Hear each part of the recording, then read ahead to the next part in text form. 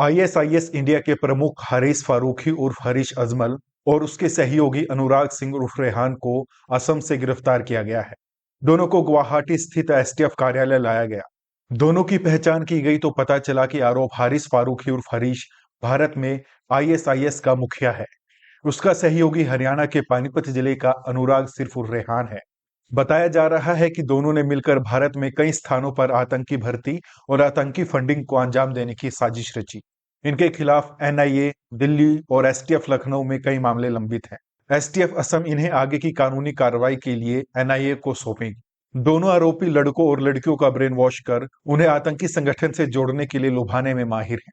ISIS India के प्रमुख हारिस फारूकी का साथी अनुराग पहले पानीपत के दीवाना गांव में रहता था। अनुराग के पिता मनवीर का देहांत हो चुका है, जो पेशे से वकील थे। मार्च 1992 में अनुराग के पिता मनवीर की खेत में काम करते हुए करंट लगने से मौत हो गई थी। अनुराग की मां सरोज एमए अंग्रेजी व एमए हिंदी पास है। पति मनवीर की मौत के बाद सरोज अपने दोनों बेटों अनुराग व चिराग को लेकर सोनीपत चली गई। यहाँ वो किराए के मकान पर रहने लगी। उसने दोनों बेटों का निजी स्कूल में दाखिला करा दिया। सरोज ने दीवाना गांव में अपने पौने 10 एकड़ भूमि को ठेके पर और 700 गज के मकान को किराए पर दे दिया। यहाँ से जो पैसे आते सरोज उनसे घर चला रही थी।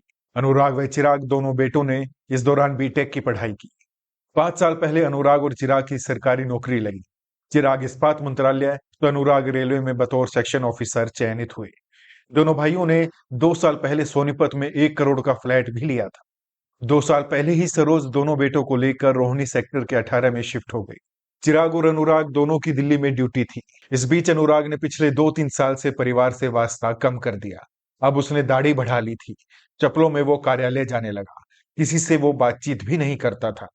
परिवार व पूरे दीवाना गांव को झटका तब लगा जब उन्हें पता चला कि अनुराग अब रिहान बनकर आईएसआईएस का खूंखार आतंकी बन गया है। अनुराग ने लगभग 2 साल पहले बांग्लादेश की युवती से निकाह भी किया है।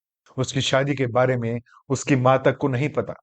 पड़ोसी ने बताया कि अनुराग अब अपने भाई व मां सरोज से अलग रहने लगा था। वो 3-4 महीने में एक बार उनसे मिलने आता। मोबाइल पर भी वो कम ही बात करता था।